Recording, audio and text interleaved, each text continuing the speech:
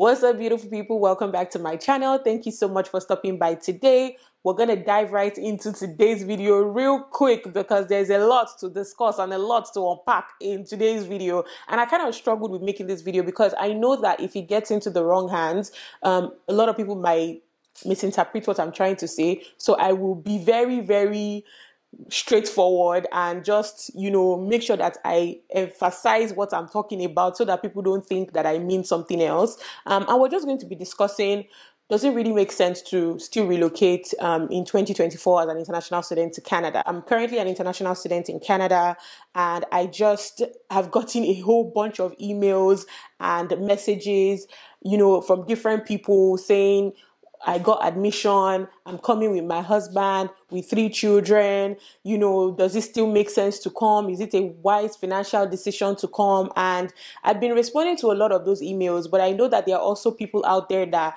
maybe don't want to send me emails, or maybe are just thinking about it, and let me just put it out there so that they can also learn from this. And like I said, I struggled with making this video because I have seen so many of these types of videos and even like comments on social media, and the first thing that comes to the minds of people that read it or watch it or whatever is, oh, you just don't want people to come. You won't, you people, when you get there, you always say that this is this so that people will not come. I promise you, I am not asking you not to come. I will never ever tell anybody, like I'm saying it factually now so that you can understand.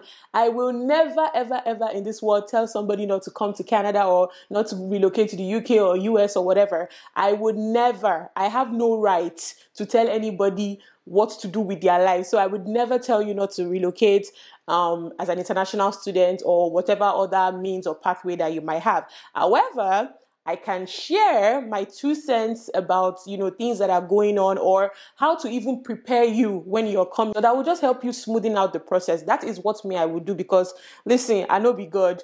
I am not the prime minister. I know, is it me that is standing at the border that will tell somebody not to come or not to come? Nothing concerns me. I can never ever make that decision for you, but I will just show you things that I think you should know. And I have sent a couple of these emails back to people that have sent to me and just broke things down. Like, you need to see the long emails I sent to people, and they're like, oh my God, thank you so much. Because me, I like to be honest. And when I was also trying to relocate, I watched a lot of these videos, and a lot of people's videos helped me. And so I'm just trying to do the same thing for other people. So yeah, if you want to know, let's sit down and discuss it. Okay, grab a cup of coffee, juice, whatever you want to grab, and let's dive right into it. So I'm going to start by reading off a tweet that I saw on Twitter. I even reposted it in my Insta stories, and it's something that I've been saying for a while now. But then, when you say it, and as usual, what this person said, he got a lot of backlash for it. Like, una just want to close the gate. People just don't want people to come, as usual. But I will read the person's comment, and then we can start from there. So the person says, the era of borrowing POF is over. Telling this fellow that he actually needs that money and he thinks it is bant. You need to be okay with the fact that you might not even get a job within the first 6 months. All those Amazon warehouse jobs where men they use guide are gone. Taken up by dash and dash. So you won't even see minimum wage jobs. You don't want to be under pressure of paying rent, repaying a loan, grappling with high cost of living without a job. Canada costs die. You go nearly one mad. Plus, who even has 14M anywhere to keep in someone's account for a couple of months? The people here are living paycheck to paycheck. No money anywhere. Better don't be deceived. You're rough everywhere. And, this person put the tweet out, and as usual, got a lot of plenty. It's not true. It's not okay. I get it. So that's where I'm going to be starting from. I actually quite agree with this person. I have just been in Canada for 6 months, and honestly, I relate with everything that this person is saying. The person is not capping. The person is not even joking, and the person is being real and factual. And if you know that you want real and factual, that's exactly what I'm going to be giving to you in this video. So let's start from the beginning. The era of borrowing POF is over. See, let me tell you something. Whether una like them or not, you see that POF that they say that we should show when you're coming to school. You actually need it. It's not that the government is trying to be wicked. Oh, why are they? They just don't want people to come. You actually will need it. It's not even jokes, because high cost of living in this place, in this Canada, you have to pay rent. Your bills are monthly, back to back monthly. Like, you pay in January, you pay in March, you pay in April. There is no, oh, please, I could not make my rent. So there is nothing like that. You have to get the money. You have to pay the money. So when they say you need to show this amount of money, XYZ amount of money in your account, you actually do need the money. It's not that they have just been mean. Because when you get here, let me tell you the reality. First 2, 3, 4 months, you may not get a job. People get jobs in the first month that they are here. Oh, nice. Especially people that maybe they already have family members here. They already try to secure something for them. But let me tell you something.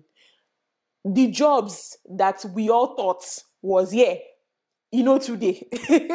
We know FCM. And this is even permanent residency people that are complaining, like those that came in with permanent residence. Not to now talk of you as an international student.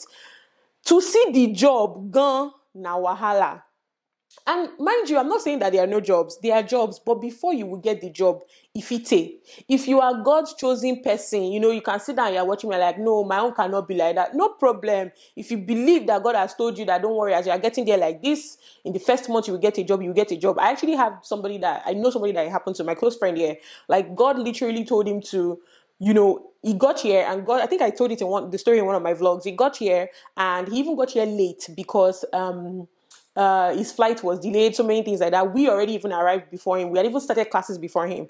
When he came late. He was just trying to, figure everything out. This guy got a job before all of us because God specifically instructed him and said, go to so and so places, like go outside, don't submit CV online, go to so and so places. And he got a job, a really, really good job. Not even menial job, like office job, So except you are on that level, the job no today like that. People go for 1 month, 2 months, 3 months, 4 months, 5 months, 6 months before they get a job. Some people can even be longer than that. And in that period, you have to be paying your bills. Your bills are not going to stop. So that's why I said, when they say that you should show that you have this so and so proof of funds, it's not because they're trying to be mean. It's because it's for your own good, so that you will not be stranded and you will not be wondering what is going on. Also, when they say that you should show proof that you can pay your school fees, it's not mean that, because guess what? Every semester you are paying school fees back to back. I don't know how much people's school fees are in other schools. In the program that I am doing, every semester is about $9,000. And you will pay it. There is no ekbelesa. There's no, I'm sorry. There is no, please, can you give me more time? There's nothing like, you will pay it. If you don't pay it, you cannot register for classes. Do you understand what I'm saying? So it's like everything has to be ready. I'm just trying to let you know, that you are coming, that just prepare yourself. You have to have this fund so that your stay can be smooth and you can enjoy your stay over here in Canada. Me personally, it took me first 4.5, almost 5 months before I got a job. So imagine that month 1, month 2, month 3, month 4, month 5, I was paying house rents. And I did not have a job. So where did the money come from? And I've made a video before. If you haven't seen the video, you can go and check how much like rent prices range from for like 1 bedroom, 2 bedrooms, especially in a province like British Columbia. I cannot tell my landlord, I'm sorry, sir, I cannot pay your rent this month. I cannot pay your rent that month. It is not possible. I have not gotten a job. There's nothing like that. So you really, really do have to come prepared. Now, also as an international student, starting in September, they have announced that we can only work 24 hours a week. So I told somebody that gone are the days of saying you will work and pay your school fees. It's not possible. I'm sorry. Correct me if I'm wrong in the comment section. I'm not even going to be mad at it. If you think it is possible, please leave a comment in the comment section down below, because you working 24 hours a week times how much is minimum wage, and you will pay house rent. Let's even say you're not paying house rent. Let's say you even say you're living for free and you are eating and you're doing other things. It cannot add up to the money that you use to pay your school fees. Let's be very, very, very honest. And that's why in another video I talked about, I specifically expressed that I think it's better to come as a couple. If you are married, I don't think, except your spouse back home has, all the funds to cater to you. I think it would be best for your spouse to come with you, but you also need to have in mind, which was one of the things I sent to the lady that I sent an email to, reply that email yesterday. You also need to have in mind that your spouse that is coming may not also get a job immediately. Your spouse is allowed to work multiple hours, 40 hours, 50 hours, whatever, work anywhere, work in any, your spouse is not restricted, but they may not quickly also get a job. And if they don't quickly get a job, how are you people going to feed? How are you going to pay your bills? How are you going to pay your school fees? Do you understand what I'm saying? So one has to come very, very, very prepared. And then the person continues to say, you need to be okay with the fact that you might not even get a job within the first 6 months. Like, it's such a reality. It's not even a joke. It is such a reality. You may not get a job in the first 6 months. You may get a job, but you also may not. You have to be okay with that fact that this might actually happen to you. All those Amazon warehouse jobs where men, they use guide, I didn't even, it also even depends on the province that you are in. I'm not even sure these jobs are available in the city that I'm in. So it also depends on where you are that will determine if you'll be able to get those, if you'll be able to see all those kind of warehouse jobs and the rest. So you don't even want to be under the pressure of paying rent, repaying a loan, grappling with high cost of living without a job. Canada costs that you go nearly 1 month. And it's true. The other day, somebody had posted a reel on Instagram where she took about £100 to the market. She lives in the UK and she bought like boxes of stuff, like £100 worth of groceries. I'm talking about cartons of tomatoes, cartons of plantains, cartons of this, cartons of that. And I left a comment. I said, Canada cannot relate. And then at first somebody was like, £100 is not the same thing with 100 Canadian dollars. I'm like, okay, let's even convert it. So let's even just say 200 Canadian dollars is the equivalent of £100. Let's even say that. Please, if you live in Canada, I don't care what province you live in, if you take £200 to the grocery store, tell me how many cartons of things that you can buy. The cost of groceries is highly ridiculous. I did not know because I had lived in the US for a while. I actually thought that it was going to be the same thing. I think that the US is actually cheaper, like the groceries and whatever is actually cheaper in the US than in Canada. Canada gave me a rude shock, like a rude awakening, like, what? And do you know that $200 or $100 that you're taking to the grocery store to buy regular schmegular stuff that you're going to eat is just if you get a job that is giving you minimum wage of $16 an hour or something. That's just how many hours of work, 4 hours or 5 hours of work. Meanwhile, they have said that as international students, you cannot work more than 24 hours in a week. So exactly how is all this supposed to add up? And you cannot complain. You cannot say anything because when you were applying, you definitely told them that you had the capability of taking care of yourself when you get here. So when I see some people protesting and, saying, this was not what we were promised, I'm like, can we all just take a step back and remember that we are international students? You did not come in as PRO. You came in as international students. You're here to school and, go back home when you're done. They feel me. So when I see people protest and say this and say that, and it's not being fair to international students, I'm like, you left your home country to come here, and I don't think you should be doing that, because you said you're going to provide for yourself and provide for whatever additional dependents that you're bringing. So why are you complaining? The person also said you don't want to burden yourself by repaying loans that you've taken from your home country to come here. Now, I'm not 100% in agreement with that.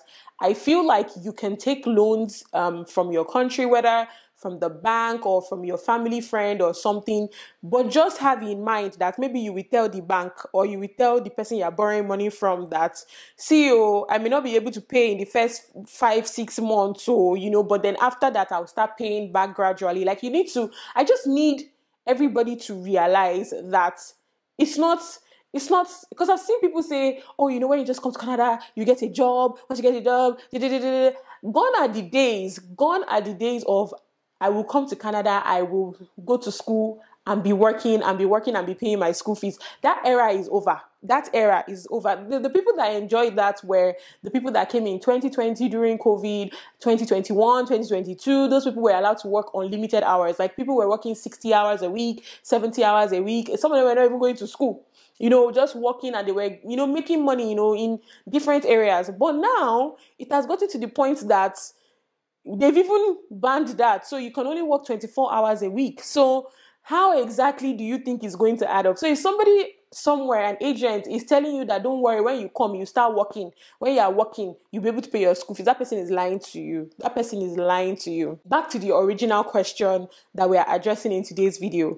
Does it still make sense to come to Canada in 2024 as an international student? I think it makes sense if you are able to scale through the hurdle. And that's what I explained to the people that sent me an email. If you can scale through the whole hurdle of what they have now, before you get an attestation letter, before you get admission, before you get this, before you get that, if you do all of that and you actually get your visa, I think it's still worth coming. But then when you're coming, you need to come prepared. A lot of people that sent me emails are people that are also coming with children. I'm coming with 3 children. I'm coming with 2 children. And I explained to them that I hope these children are over the age of 5, 6, 7, 8. Because if these children are actually younger, daycare is another thing you don't even want to understand how crazy daycare works, because you may not get a slot. There are people that have been here since August last year. They still haven't gotten a daycare slot for their kids. In that way, they are strong. Like they can't even work the work we're even talking about, because you cannot leave your children at home. So they can't even work. A particular person actually asked me that, do I think it's better for her to come alone and then have her husband and children stay in Nigeria? But if her husband comes with her, we don't know how long it's going to take for our husband to get a job. But I said, yes, that's the reality. Your husband can come and in 1 month he gets a job, but he can also come and in 6 months he hasn't gotten anything. Depression will set in, things will set in. So you just have to know all of this information, and then you decide what you want to do with your life, or how you want to plan your life. If you think that it's easier, you can walk through it. I tell somebody, I was telling my friend yesterday, I said, see, Canada is not hard. It's just that when you are coming, come with money. That's just it. The way you will enjoy this country, if you come with money, you come with money. As you come in, you get your apartment. You already have rent of like 5 months, lie down. No problem. If you're coming with kids, car is a necessity, you already pay for your car, no matter how small the car is. You also need to know that you're going to be paying insurance every month on that car. You're paying your utilities, there's light bill, there's water bill, there's this, there's that. And you're also not forgetting the reason why you came, which is school. So you're also paying your school fees. Do you understand? So if you have all that means, all that money, there's no problem. Just be coming, you will enjoy yourself. You will, in fact, those are the kind of people that Canada wants. But if you know that it's going to be a little harder for you, man, you have to think deeply about it and pray.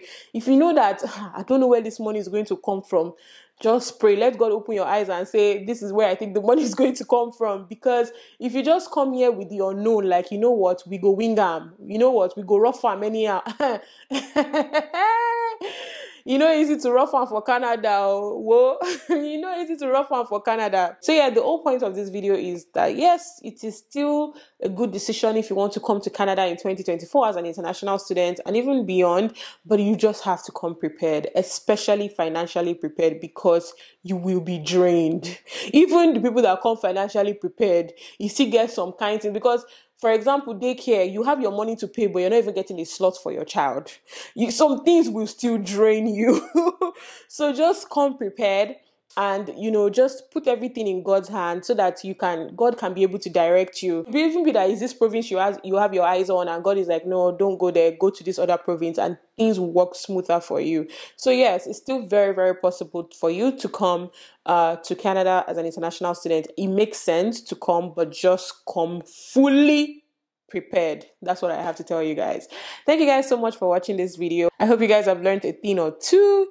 If you live in Canada, you agree with me, leave in the comment section down below. If you have other questions you want to ask me, you can leave it in the comment section or send me an email or a DM. I will be sure to respond. People know I always respond. It might take a day or two, but I will eventually respond. Thank you guys so much for watching, and I'll see you guys in the next one. Bye guys.